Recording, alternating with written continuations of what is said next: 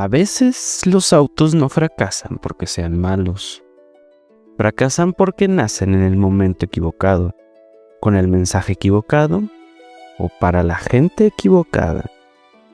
Esta es la historia de un auto que nadie quiso, no porque fuera lento, ni porque fuera feo, al menos no del todo, sino porque desde el primer día todo jugó en su contra. Ese auto es el Ford Edsel. Pero para entenderlo, tenemos que volver al contexto. La marca venía de una etapa complicada. Las ventas ya no eran lo que habían sido. La competencia apretaba fuerte y el mercado estaba cambiando más rápido de lo que los directivos podían procesar. El público pedía una cosa y la marca decidió ofrecer otra.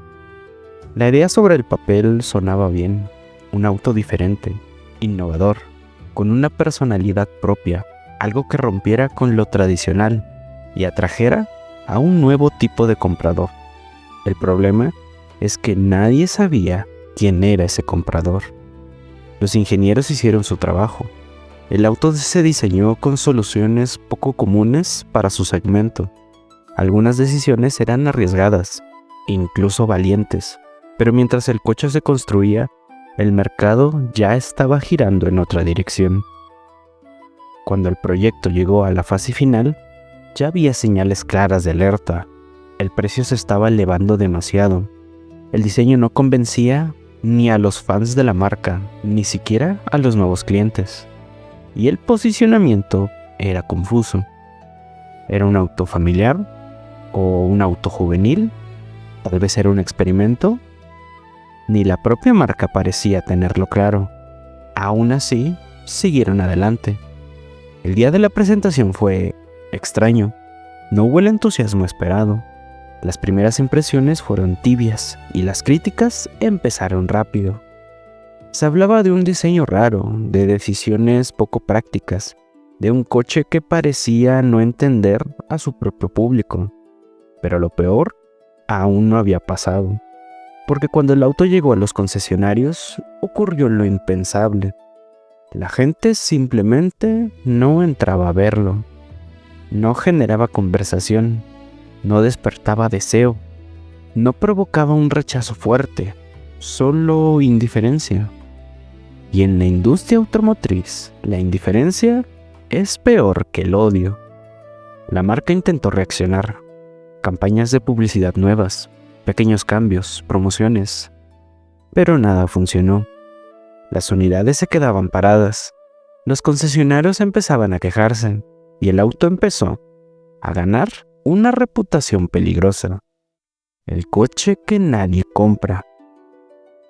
Y aquí es donde la historia se pone realmente interesante, porque vamos a ver qué fue lo que salió mal exactamente, qué decisiones clave condenaron a este modelo y por qué incluso hoy sigue siendo recordado como uno de los mayores errores de su marca.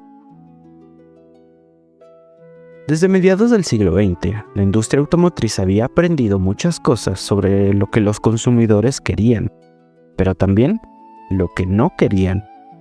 Y rara vez, un fracaso fue tan sonado como el Ford Edsel. El Ford Edsel nació en una de las épocas más ambiciosas de Ford Motor Company. 3 décadas de dominación. La compañía decidió lanzar una nueva marca completa, no solo un modelo, con la intención de ocupar un espacio entre las gamas medias y altas del mercado estadounidense. El plan: competir directamente con Buick, Oldsmobile y Pontiac, marcas fuertes de General Motors. Ford invirtió sumas enormes en este proyecto. Para la época se calcula que gastó unos $250 millones entre desarrollo, producción y publicidad, lo que en términos actuales serían miles de millones. La publicidad lo vendió como el auto del futuro, innovación técnica, confort superior, diseño atrevido. Pero cuando el público finalmente lo vio, algo extraño ocurrió. En lugar de admiración, empezó la burla. La parrilla frontal del Edsel tenía una forma tan inusual, con una reja vertical, que algunos compararon con un collar de caballo, o incluso con un excusado, que se convirtió en objeto de memes y críticas incluso antes de que existiera el internet. Pero el problema del Edsel no fue solo estético. Aunque compartía muchas piezas con otros modelos de Ford, estaba mecanizado con estándares razonables. Los compradores no encontraban justificación en el precio ni en la percepción del valor. Era más caro que otros autos del segmento, pero no justificaba esa diferencia con prestaciones superiores. A eso se le sumó el mal timing. El lanzamiento se dio en medio de una recesión económica en Estados Unidos. La gente se volvió más cuidadosa con sus gastos, y un auto feo, sobreprecio y con marketing confuso resultó ser exactamente lo último que querían comprar. Las cifras hablan por sí solas. Ford esperaba vender casi 200,000 unidades en el primer año, pero apenas llegó a poco más de 60,000. Y así, apenas 3 años después de su lanzamiento, Ford decidió cancelar toda la línea Edsel. La marca desapareció silenciosamente, dejando pérdidas multimillonarias en la compañía y una lección histórica sobre cómo no lanzar un producto.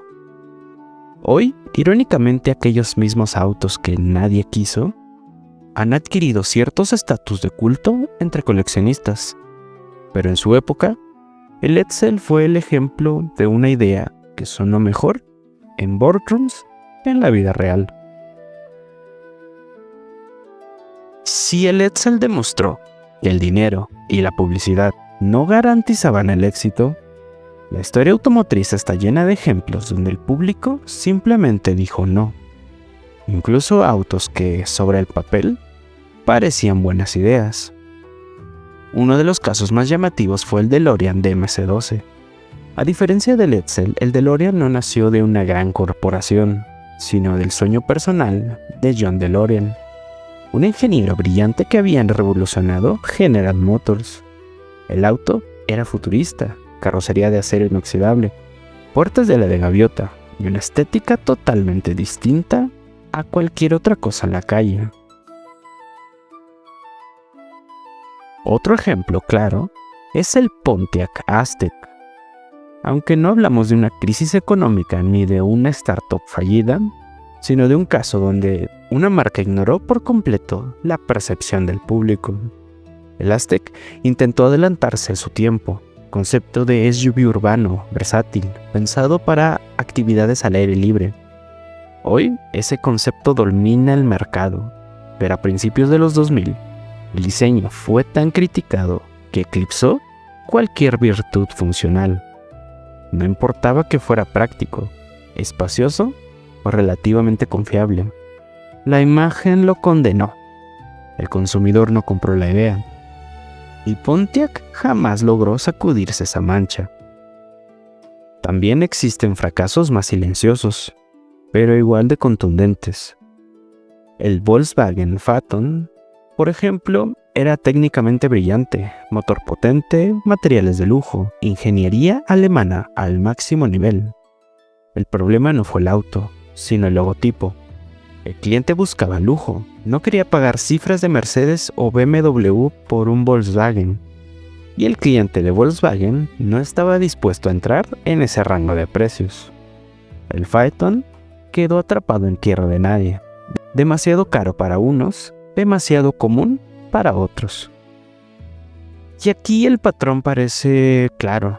No basta con hacer un buen producto. No basta con que el auto sea avanzado. No basta con que tenga historia, tecnología o inversión detrás.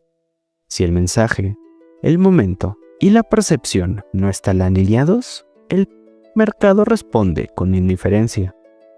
Muchos de estos autos no fallaron porque fueran inútiles, sino porque nadie los estaba esperando. Llegaron demasiado pronto, demasiado tarde o simplemente malentendidos. Y la industria automotriz, a diferencia de otras, rara vez da segundas oportunidades. Al final, Estos autos se convierten en recordatorios incómodos. Incluso las marcas más grandes pueden equivocarse. Incluso las ideas más ambiciosas pueden fracasar. Y a veces el error no está en el motor, sino en no escuchar al público. Al final, la historia del Edsel y de tantos otros autos olvidados nos deja algo claro. En la industria automotriz no siempre gana el que más invierte, ni el que promete el futuro más brillante. A veces basta con entender mal a la gente. A veces el error no está en el motor, ni en la tecnología, sino en creer que el mercado va a amar algo, solo porque tú decidiste desde una oficina. Estos autos que nadie quiso no fueron inútiles, fueron lecciones clarísimas, lecciones muy dolorosas y caras, pero necesarias para que la industria aprendiera que escuchar, cuándo lanzar un producto y cuándo no, porque incluso los mayores gigantes del automóvil han cometido errores, y entender esos errores nos ayuda a entender por qué los autos que hoy amamos existen como existen. Nos vemos en el próximo video. Y comenta, ¿qué auto crees que fue injustamente odiado? ¿Y cuál fue un fracaso que sí se merece hacerlo? Detrás del volante siempre hay una historia. Adiós.